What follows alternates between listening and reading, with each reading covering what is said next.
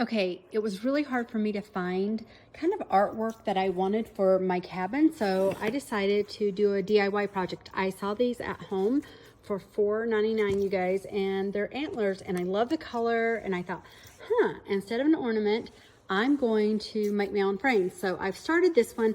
You can see this is just a glass frame that I have all of these. I've saved these from various projects before. I love the cardboard, and I'm going to show you how I create this. I just basically cut these to fit inside. I overlap these, and then I am going to then glue this on top so that I've created artwork, and hopefully it's going to look good for the cabin. So I'm going to glue that there. And I'm going to show you how to do it. By the way, the glue that I'm going to use, because I don't want it to come off, this is my favorite. It's called Super Jet Glue, and it's perfect. I get it on Amazon, and so I'll show you how to do this. Okay, so I just cut these, and because I wanted to just kind of weave it to go and make a pattern. So I'm going to put it right there.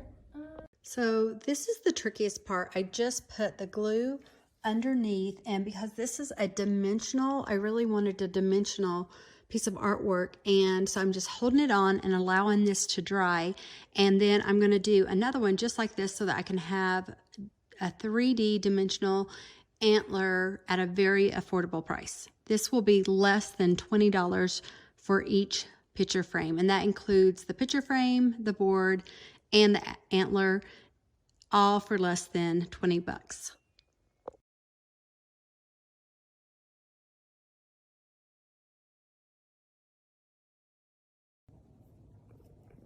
Good morning, buddies.